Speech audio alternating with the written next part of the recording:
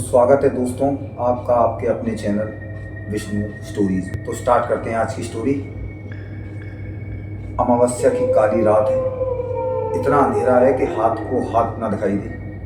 हवा भी एकदम रुकी हुई है। गांव का एक पतला सा रास्ता, दोनों तरफ जिसकी झाड़ियां, सूखे पेड़ खड़े हुए हैं, सूखे पत्ते वहां गिरे हुए हैं। सामने की तरफ एक पुराना ऐतिहासिक सा कुआं है। कुएं को देख के ऐसा लग रहा है जैसे कि किसी बलि का इंतजार कर रहा है। रात और गहराती जाती है, हवा तेज हो रही है, अंधेरा गहराता जा रहा है। देखते हैं कि सामने की तरफ से गांव के दो लोग एक आदमी को अपने कंधे पे डाल के बेहोश आदमी को घसीटते हुए उस कुएं की तरफ आ रहे हैं। उनमें से एक आदमी बोलता है, जरा आराम से और संभाल के, धीरे धीरे, किसी को अगर पता चल गया तो सब काम खराब हो जाएगा। तो दूसरा आदमी बोलता है कि हाँ, पिछली बार कैसे काम खराब हो गया था, मुझे आज भी मंजू की चीखें सुनाई देती हैं। ये कहते हुए वो दोनों उस कुएं के पास पहुंचते हैं। जैसे ही वो कुएं के पास पहुंचते हैं तो पीछे से आवाज आती है, ठहरो, ये क्या कर रहे हो तुम लोग। जैसे ही वो आवाज़ सुनते हैं तो दोनों सन्न से हो जाते हैं, खड़े रह गए, एकदम पैरों के नीचे से जमीन से निकल गई। पलट के देखते हैं तो वहाँ पे गांव वाले खड़े हुए, ढेर सारे, हाथ में मशाल लिए, लाठियाँ लिए हुए, और एक पुलिस इंस्पेक्टर भी खड़ा है। जब वो पीछे मुड़ते हैं तो गांव वाले देखते हैं कि ये तो देशमुख परिवार के लोग हैं। और देशमुख परिवार जो है वो उस गाँव का जो है बहुत ही रईस, पैसे वाला जमींदार का वो है परिवार।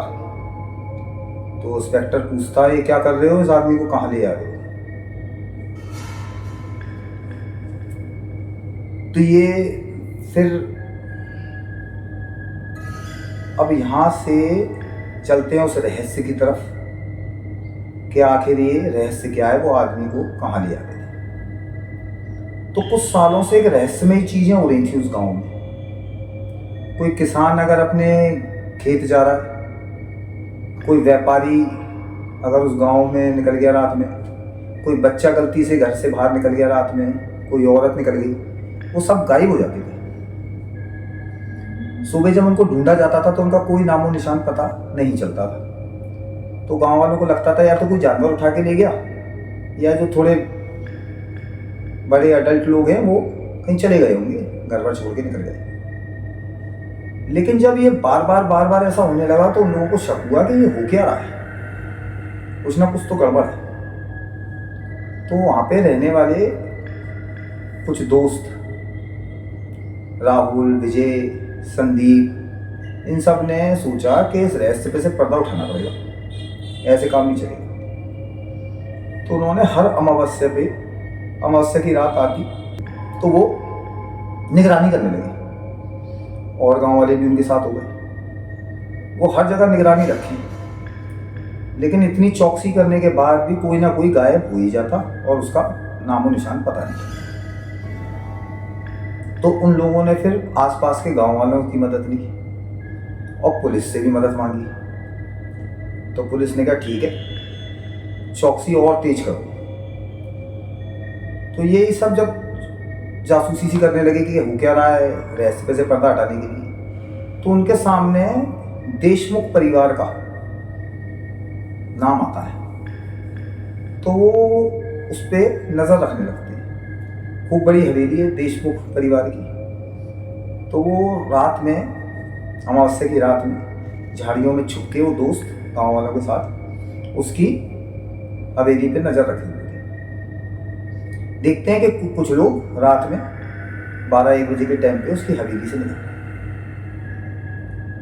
और फिर वो उनका पीछा करते हैं। तो वो लोग जो है हवेली के पीछे वाले गेट पे पहुंचते हैं। वहां से एक आदमी को लेते हैं, बेहोश आदमी को, और उसी कुएं पे पहुंच जाते हैं।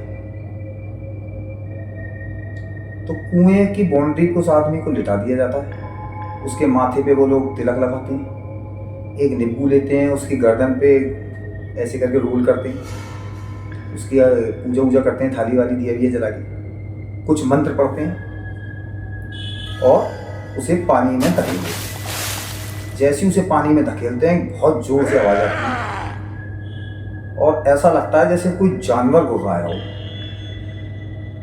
और वो वहां से निकल जाती है। अब होता ये है कि उस दिन उन दोस्तों के साथ जो रोहित और ये संदीप और विजय हैं, इन लोगों के साथ पुलिस वाले नहीं थे, लेकिन वो ये जान चुके थे कि ये देशमुख परिवार का ये हाथ है, जितने भी लोग गायब हो रहे हैं इनकी वजह से ही हो रहे हैं। तो वो जाके पुलिस वालों को बताते हैं। तो इंस्पेक्टर साहब कहते हैं उनसे कि आप टेंशन मत लो, अब अगली अमावस्या जब आएगी तब हम सब तैयारी से चलेंगे और रंगे हाथ उन्हें पकड़ेंगे। तो अगली अमावस्या आई और वो लोग वहाँ पहुँचे। देखा तो वो फिर एक बेहोश आदमी को अपने कंधे पे डाल के घसीटते हुए उस गांव पहुँचे। ये वही दिन है जिसकी बात मैंने आपको पहले बताई, जब ये पलट के इन्होंने देखा गांव वाले सब खड़े हैं। तो इंस्पेक्टर साहब पूछते हैं, अब ये बताओ कि आप क्या कर रहे थे? तो उन्होंने बताया, ये हमारे खानदान की प्रथा है, अगर हम ये नहीं करेंगे तो हमारा पूरा खानदान परिवार सब कुछ नष्ट हो जाएगा। तो इंस्पेक्टर कहता है, कैसी प्रथा? तो वो बताते हैं कि ये कुआं जो है उनके पूर्वजों ने बनवाया था और उस टाइम एक साधारण पानी का कुआं था, और इस कुएं से पानी भरने के लिए उनके पूर्वजों से इजाजत लेनी पड़ती थी गांव वालों को। एक दिन गर्मियों का टाइम था और एक साधु उनके गांव में आया, उसे प्यास लगी थी, वो सीधा उस कुएं तक पहुंच गया और उसमें से पानी निकाल के पीने लगा। तो इनके पूर्वजों ने आके उसे पानी पीने से रोक दिया और काफ़ी उसकी बेइज्जती करी, जलील करा उसे। तो वो बोला कि मैं तो सिर्फ 2 घूंट पानी ही पी रहा हूँ, जिससे मैं प्यासा हूँ, मेरी प्यास मिट जाएगी, और मेरे पानी पीने से इस कुएं का पानी कम तो हो नहीं जाएगा और मैं पानी पी के अपने रास्ते चला जाऊँगा। लेकिन वो नहीं माने, उन्होंने धक्का मुक्की करके उसे बेइज्जत करके वहाँ से भगाने की कोशिश करी। तो वो साधु बोला कि मैं श्राप देता हूँ, अब ये कुआं पानी नहीं देगा तुम्हें, अब ये खून मांगेगा तुमसे। अब तुम्हें पता चलेगा कि साधु की बेइज्जती क्यों की तुमने और उसका अंजाम क्या होता है। ये कह के वो चला गया। उसके पूर्वजों ने हल्के में लिया इस बात को। 2-4 महीने बाद उनके घर की कंडीशन बिगड़ने लगी, कोई ना कोई बीमार होता, उनकी फसलें तबाह हो गई, भारी नुकसान होने लगा। फिर उन्होंने इन सब से बचने के लिए अमावस्या की काली रात पे एक गरीब किसान को बेहोश करके और उसको इस कुएं में बलि चढ़ा। तो इंस्पेक्टर ने उससे पूछा, फिर क्या हुआ?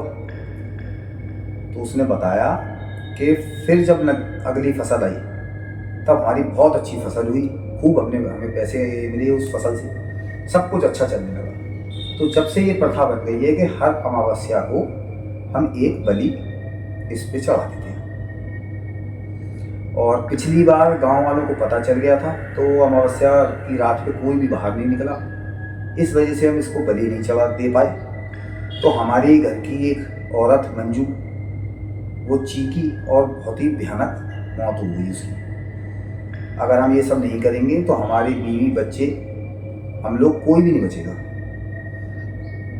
तो उनमें से बोला कि यानी एक गांव वाला बोला कि जितने भी गांव में लोग गायब हुए हैं ये सब तुम लोगों की वजह से हुए हैं। तो बोले दोनों, हाँ ये हमने ही किया है। तो वो सब उन्हें मारने को चढ़ गए, लेकिन पुलिस थी तो पुलिस ने रोक दिया कि कानून हाथ में नहीं लेगा कोई।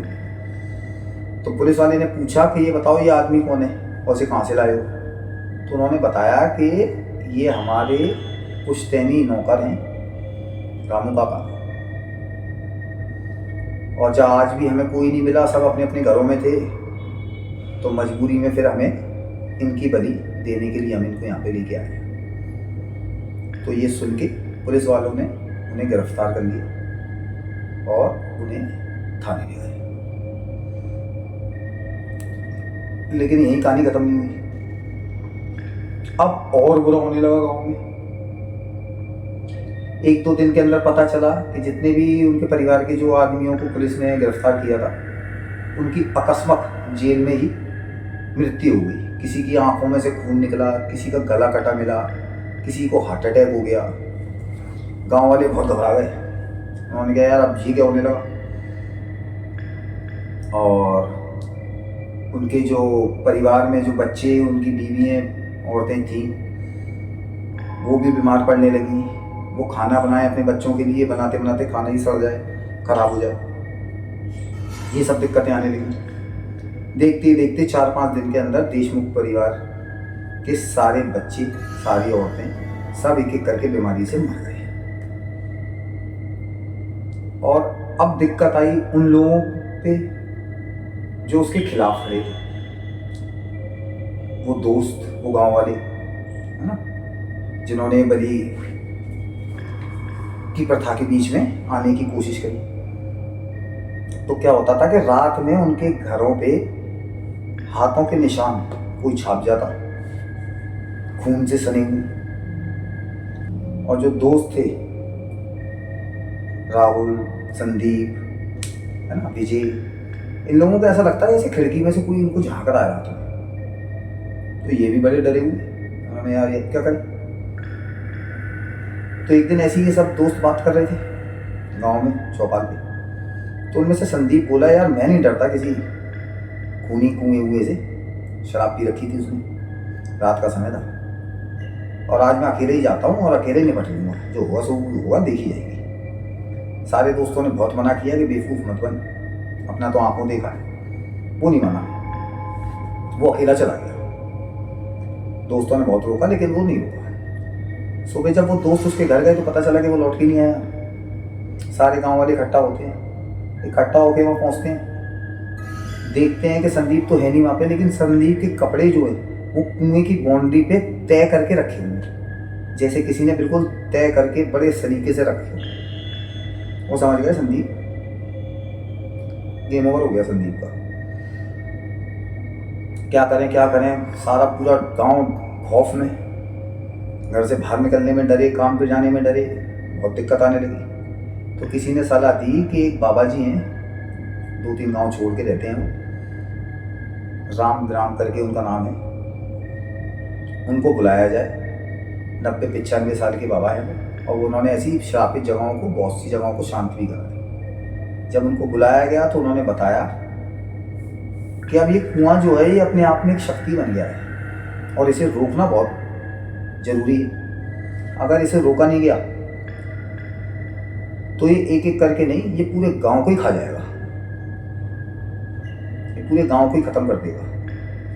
तो उन्होंने बोला कि आज रात हवन करेंगे वहां पे और इसे रोकने की कोशिश करेंगे, और सारे गांव वाले वहां पे आ जाएं, बुढ़े बच्चे जो भी हैं सब कुएं पे आ जाए।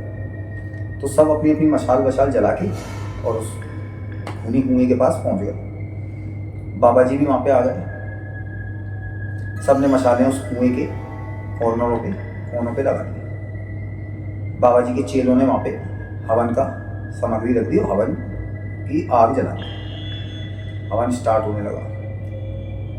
तो बाबा जी ने हवन में हड्डियाँ, खून में डूबे हुए नीम के पत्ते और पंचतंत्र डाला।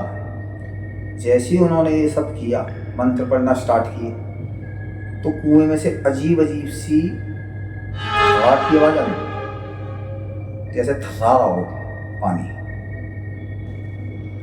फिर मंत्र वंत्र पढ़ के उन्होंने कीलें ली लोहे की और उस कुएं के चारों कोनों पे गाड़ दी। जैसे ही उन्होंने वो कीलें ठोंकी तो ऐसा लगा जैसे कोई जानवर उड़ रहा है कुएं में से। तो सारे के सारे गांव वाले और डर गए, आपस में एक दूसरे को देखने लगे। फिर क्या होता है, और मंत्र वंत्र पढ़ते हैं बाबा जी। उसके बाद एक लोहे की सलाख उठा के जैसे ही वो कुएं की बाउंड्री पे गाड़ते हैं, कुएं का पानी लाल हो जाता है एकदम, और उसमें से धुआं निकलने लगता है। उस धुएं में जितने भी लोग वहाँ मारे गए थे, संदीप और वो देशमुख परिवार के जितने भी सदस्य थे सब, और भी जिनको बलि चढ़ा दी थी उन लोगों ने, उन सबके चेहरे निकलते हुए दिखते हैं धुएं में से। पूरा गांव घबरा जाता है, रूह कब जाती है उन लोगों की देख के कि जी क्या हुआ, चीखों की आवाज़। तो कुछ गांव वाले इधर उधर घबरा के भागने की कोशिश करते हैं, लेकिन साधु बाबा चिल्लाते हैं जहाँ हो वहीं खड़े रहो। अगर यहाँ से कोई भी हिला या घबराया, जिसका दिल कच्चा हुआ, तो ये सब कुछ नाश हो जाएगा और फिर इसे काबू करना असंभव है। ये पूरे गांव को मार देगा। एक हुआ, सब अपना दिल पक्का करके वहीं खड़े रहे। जैसे ही उन्होंने वो सलाख सरिया जो था उनके पास लोहे का पूरा ठोका, तो जो पानी लाल हो गया था वो खोलने लगा, फव्वारे की तरह एकदम बाहर निकला और डर गए लोग बाग, और वो पूरा पानी बाहर निकलता गया। तो एक गाँव वाले ने पूछा ये क्या हो रहा बाबा? तो बाबा जी बोले कि जितनी भी बलि और लोगों का खून इस कुएं ने पिया है, ये वो सब उगल रहा है। अब ये सब उन सबको आज़ाद कर रहा है जितनों को भी ये खा गया है। ये सब बोल के थोड़ी देर तक ये सब चला और सब कुछ शांत हो गया, हल्का लगने लगा। फिर बाबा जी ने वहाँ पे बोला कि लोहे की सलाख और जाल से इस कुएं को ढक दिया जाए। वो उसको ढक दिया गाँव वालों ने, और उस पर मट्टी डाल के पीपल का पेड़ लगा दिया। तो साधु बाबा ने बोला कि ये अभी भी शांत हुआ है, ख़त्म नहीं हुआ है, और तुम सबको ये प्रण लेना होगा, वादा करना होगा कि जब भी अमावस्या की रात आएगी, इस गांव का एक बुजुर्ग आदमी आएगा और इस पीपल के पास दिया जलाएगा और हाथ जोड़ के इसे शांत रखने की प्रार्थना करेगा। जिस दिन ये सब नहीं हुआ, उस दिन ये वापस जिंदा हो जाएगा और फिर खून मांगने लगेगा। तो आज भी वहाँ दिया लगाया जाता है उसे शांत करने के लिए, और कामना की जा सकती है कि शांति बनी रहे। तो ये थी खूनी कुएं की कहानी। उम्मीद है आपको पसंद आई होगी। अगर पसंद आई तो सब्सक्राइब करें, लाइक करें। Thank you.